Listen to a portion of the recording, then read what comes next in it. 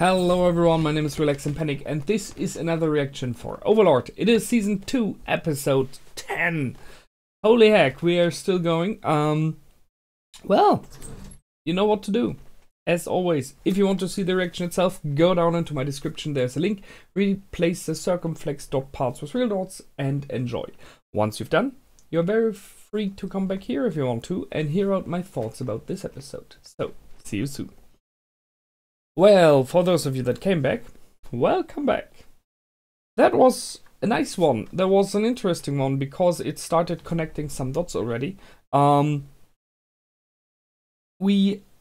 my opinion, we see some kind of trouble for the future coming in.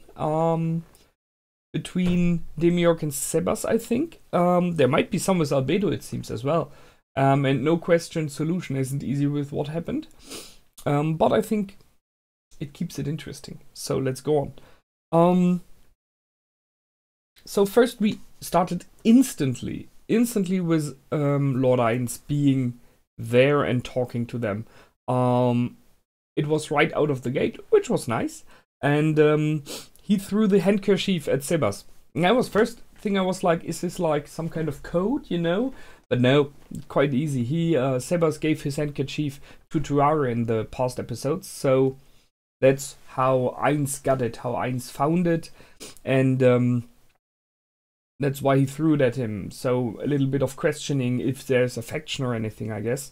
I was a bit surprised how many of the Guardians were there. So he was not alone. He had Demiurge with him, he had Victim there as well, and he had Cocytus there as well. I'm not sure why Victim was there, if he has some capability of, I don't know, like mind reading or stuff that he could use. Victim, when he is carried around like that, very often reminds me of the cat that evil genius is holding, you know? If you have it like in your arms and you're stroking it. Just waited for that scene, but didn't happen. However, when he teleported back, he took him with him to, I guess, still guard the floors of Nazarick. But he definitely brought in force, so he brought in multiple very powerful Guardians, so yeah, he took it seriously. There was, just in case Sebas really had turned on him, he would have had 3 other Guardians there, so he would definitely have more than enough power. It is interesting to see that it was Demiurge, as it seems, who stated that maybe Sebas cannot be trustworthy. I mean, the report came from Solution, but by the discussion that Demiurge and Ainz had, it seems that Ainz was like, nah, I don't think so, and would have just let it slip and said, let's just go on. And it seems Demiurge pressed onto following this lead and checking what's going on. And this, additionally, with that they kind of are fighting about who gets to take Tuare to his place. Yeah, it might be not really a problem, but there's some conflict in the future, and they showed it with those eyes, you know, glaring at each other. So Ainz did another test again, this time on Sebas, by ordering him to kill Tuare, which is a strong one.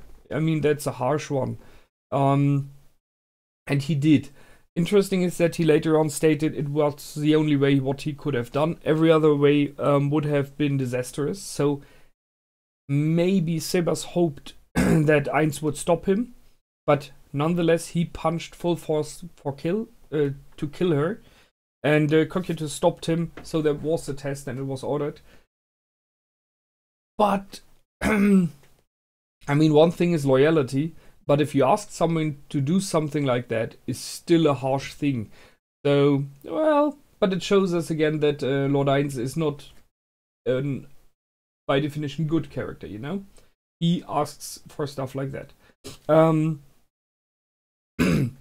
I like the fact that he states that he doesn't like killing. If it gives nothing to his benefit, then he doesn't have to. So it is like yeah, if it is beneficial for me, I will kill people. You know, why not?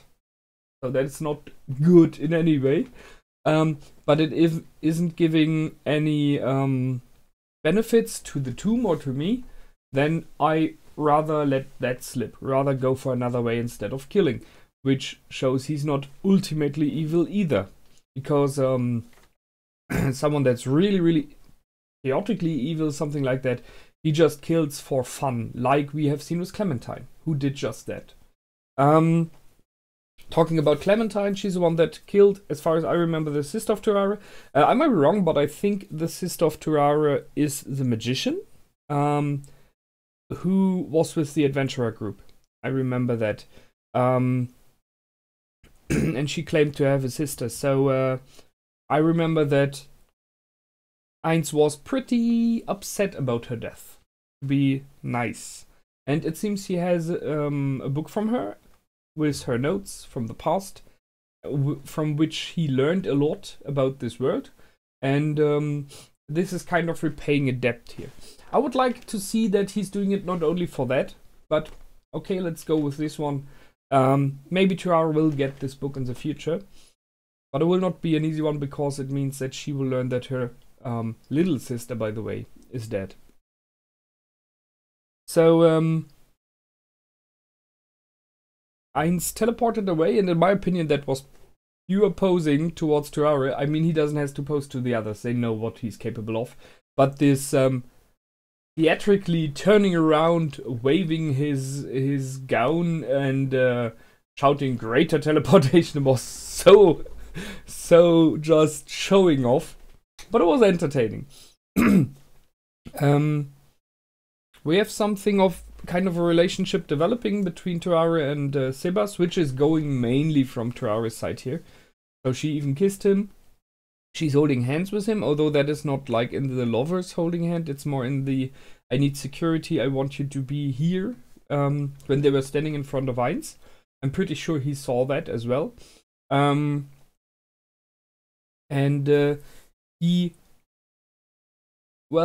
He got Ainz to allow her to come to the tomb. The reasoning is a little bit weak in my opinion, so they need someone to cook. That's a bit strange, but okay. However, he has a reason, and as he said later on, he just repays a debt, in his opinion. So it's fitting. What I really loved is that we got a backflash. So we have seen a bit of the past. We've seen multiple of the original members of the guild. One there was like a red slime, very interesting, but he was not portrayed very much further. We have seen Lord Touch Me If You Can again, and someone named Albert, who I guess is the creator of Sebas, because they showed the creator of Demiurge, sorry, because they showed him and Lord Touch Me arguing with each other, and it was in the same moment as a memory when Sebas and Demiurge were arguing. So possibly those are the two creators, and the little bit of tension between the characters went over to the characters they created in the tomb. So that's very fitting.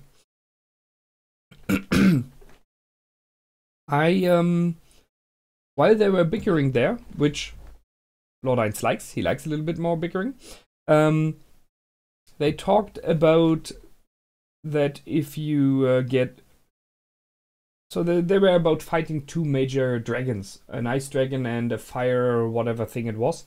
I guess not a dragon. And it was about that whom to go for first. So it wasn't really important that much. But they dropped a little comment which is interesting to me. They said we have to kill the ice dragon. Some of us have to kill the ice dragon so that we can go on later on, or we meet the prerequisites to change our class. Which is interesting to me because, as you know, I discussed it the last time when it came to climb. Are there options to go over the maximum that you're allowed to as a race? Are there options to change your class? Are there options to learn stuff you normally cannot learn? And something like this. So a specific loot, specific drop from powerful beings is what might be an option. So maybe it is a little bit of showing there is something. Maybe it's just, you know, a filler. We don't know. However, Sebas is now no longer the leader of the Pleiades, which, well, is kind of, well, he got taken a bit power from him in some ways. But admittedly, he never really felt to me like he would be. We have never seen him really being the head of the Pleiades in the series, so that's not so much of a problem. We have Pleiad Omega being in the mix now, and Alpha is the leader now, so that is more neither. It feels normal to me, you know, but it is a little shift in power. It may show something to the other Guardians. I think it's their thing what they make out of it. In my opinion, Demiurge requested a lot of things this time. He, in many ways, got his will through very often, in the meaning of he got Ainz to go there. He is the one that Ainz questions if that is okay for him. He has a very strong point at the moment with Ainz, a very deep trust from Ainz's side. But he additionally requests a lot of things, a lot of, I need grain, I want her to go with me instead, I don't think it would be a good option if we would live. So he's very, very much in the mix. He's very active. So not sure about that one, why. And he seems to have come to do this more and more with each episode. So I'm pretty sure we will learn more of him in the future. So he asked for a bit of grain, which is being purchased, and he goes somewhere in the city. So there's a place he wants to visit that he read of. I can only guess. I would guess it's a brothel because it's more neither the only place we have seen. There's a Mages Guild, but why should he go there? So I guess it is a place we haven't had seen before, possibly.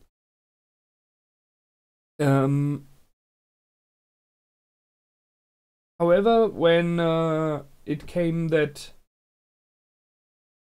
Sebas and Solution were back, Tuara was kidnapped already, and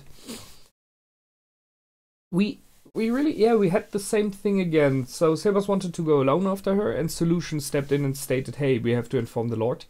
And she's completely right there. He's about to make the same mistake again, do something alone, not report to his superiors, and she stopped him there, and it was the right thing in this case to do. Because Lord Ainz promised to take care of Tuara, that she's under his protection, his personal. I mean, he was posing there, I think. He wanted it to make a clear standpoint. Additionally, I think to stop the problems between Demiurge and Sebas, because they were like, they were like towing who is the one that decides what's going on about her, and Lord Ainz made it clear it's neither of you, it's me, I'm the leader here. So he made it more vocal, stronger. I mean, this was a real speech, you know? Let it be known to everyone that it was not a small thing. He was really posing. And by doing so, he now has the problem, thus she is abducted, that it is a matter of principle. He has to do something, because he stated that in front of his guardians. So it is a matter of you don't take someone I cast on protection from me. So that's why he's requesting, thus he's busy, he's requesting Albedo to gather a group. I was a bit surprised that he gave it to Demiurge in the end. That was a little bit sad in my opinion, because I'm pretty sure Albedo would have gone nuts crazy as well. But now it is Demiurge who gets the troops he's gathering. I'm looking forward who it is, if they are just sending in normal troops. I mean, we have seen the normal stuff he's sending, which is already OP, you know, like a self-created lick, or one of his undead level 30 plus, who kills off complete groups of people.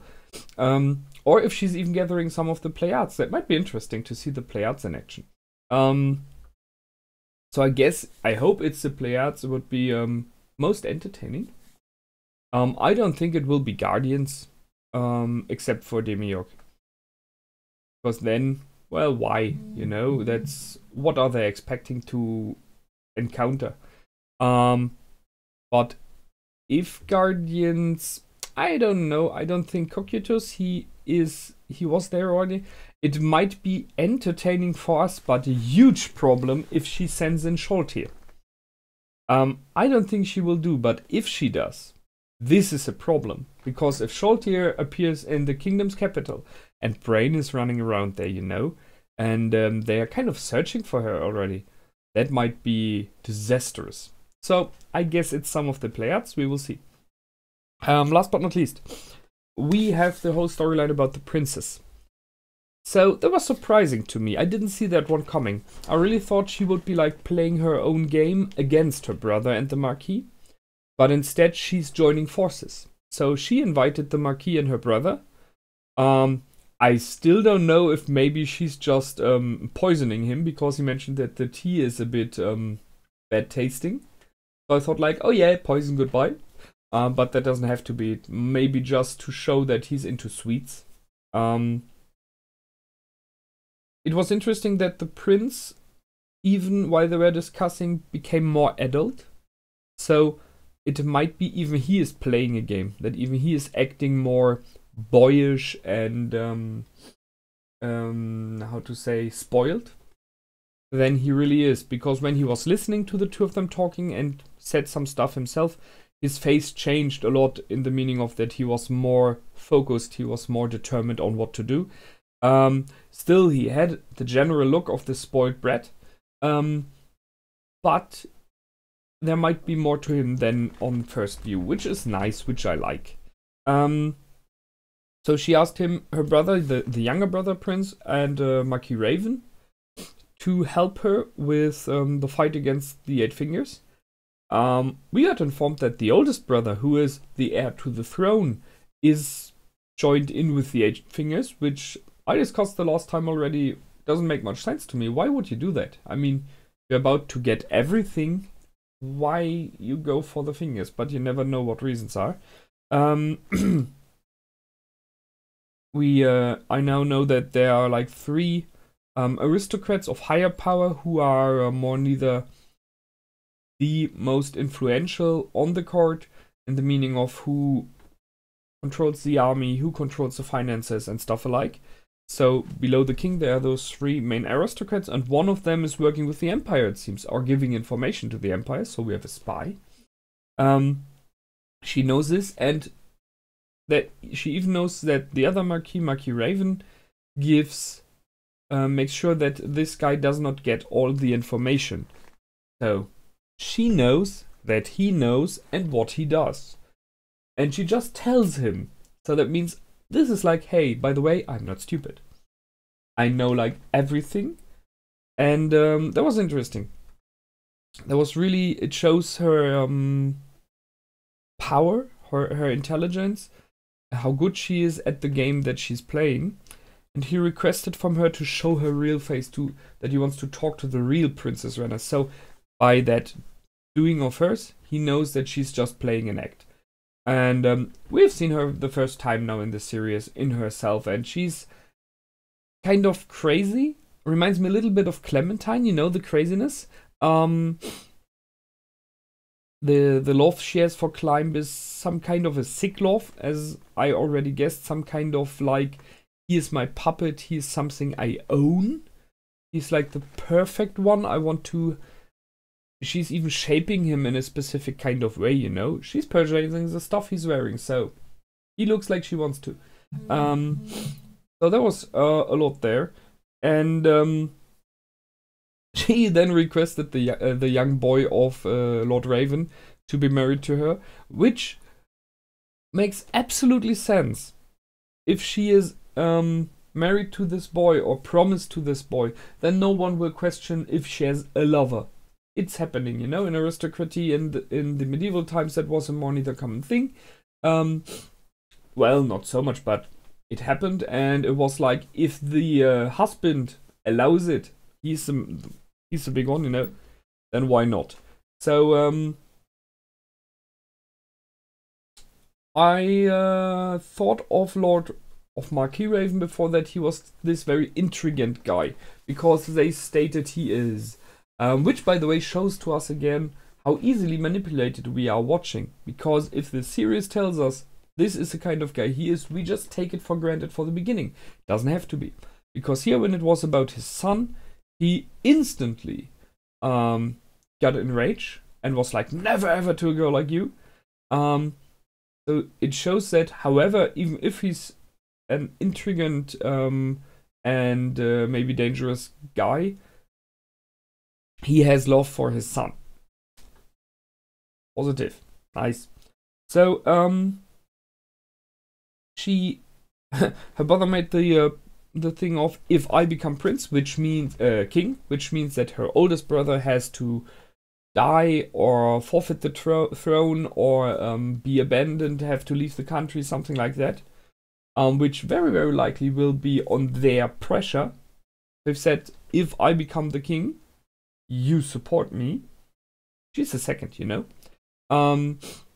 Then I will make sure that you're allowed to have your climb there. And she was in instantly. So she's not about the throne. She doesn't care at all. Why should she? She has completely different goals than he has. So he was surprised by that, but I was not so much. Although it would have fit the typical scheme of a manipulating girl that she is there, with her very own agenda, that she would go for the power as well. But she doesn't, it seems. Still doesn't mean she's not killing off both brothers in the future. Might happen. So they are going after with full force, with the forces of the kingdom. They want to go after the 8 fingers, including using the adventurers that we know.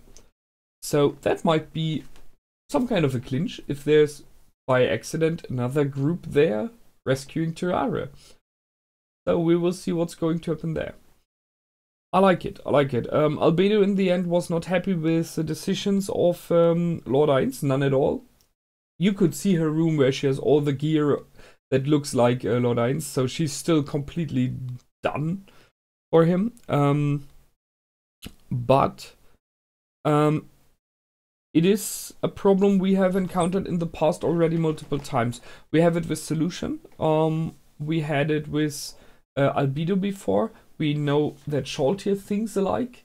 So many of the people of Neverick tend to think that humans are weak and worthless. Or not completely worthless, but way less worth than put in possibly like nearly every other race. So they look down on them like humans are vermin, kind of, you know? This is a problem that we had already, and it is still staying. Sebas is one that's not doing it. I'm a bit... well, Demiurge definitely looks down on them, but he's not mouthing it openly. By Cocytus, I think Cocytus might be someone who is able to look over it, if it is a warrior's example, because he sees a warrior first, and then that it is human. But it is a general problem because Lord Ainz is treating the humans more positively and more neutral, even more positively, because he himself inside is a human, the player, you know. So that is going to be more and more of a problem right now, unless he can somehow convince the others that humans are important. I mean, they are possibly the largest race in number on this continent, on this world. So just by that, it would be wise to put them into regards. We will get definitely more of that, and hopefully they will come to terms with each other. That's it for this time. I hope you liked it. As always, please feel free to comment, like, and subscribe. And I will see you the next time. And until then, my name is Relax and Panic. Goodbye and out.